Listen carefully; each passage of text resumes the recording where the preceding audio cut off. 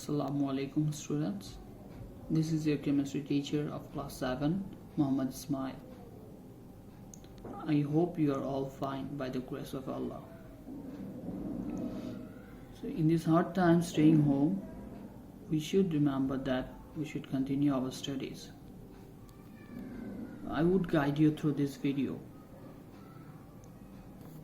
Our topic today will be the reactivity series, unit 4.7, page 68 and 69 of your book. So before we start, the first thing we need to know what is the reactivity series.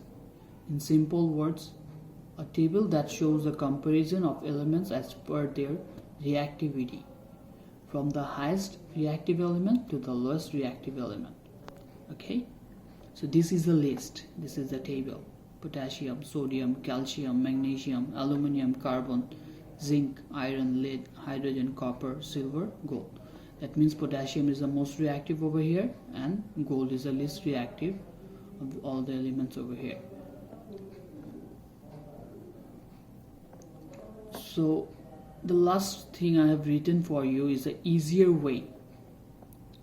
So like the first few letters I have taken and I have made a easier way to learn the reactivity series, which is, it pronounces like this: Po, So, Kamal, Zil, Hycoms. So PO stands for potassium, SO for sodium, Ca for calcium, M for magnesium, Al for aluminium, C for copper, Z for zinc, I for iron, L for lead, Hy for hydrogen, Co for copper, M for mercury, S for silver, and at the end you will find G, that is gold. Okay, gold is the least reactive, keep that in mind. Gold does not react with air, gold does not react with water, gold does not also react with any acids. So if you look over here, carbon and hydrogen are the two non-metals, other are metals. These two are the non-metals, so they are also in the reactivity series used for comparison. So comparison of hydrogen, I would tell you that hydrogen is an ion that is found in acids. So if you look over here, all the elements that are above hydrogen, like lead, iron, zinc, above all of them, so they are more reactive than hydrogen, and the one that are beneath or below hydrogen, these are less reactive than hydrogen: copper, silver, gold.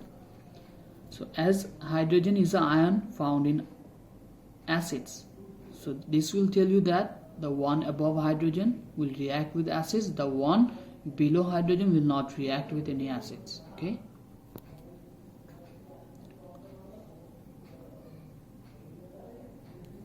let's see some examples now. Iron plus copper to sulfate, iron to sulfate plus copper. Okay, copper to sulfate is a solution in which if iron is added, it will form iron to sulfate plus copper. So if you look here, so from copper to sulfate to iron to sulfate. Okay, so iron is taking the place of copper. Why? Because iron is more reactive than copper in the reactivity series. Similarly, copper added to silver nitrate, same thing is happening. This time copper is displacing silver. This time copper is the more reactive one. Okay, in the comparison is where?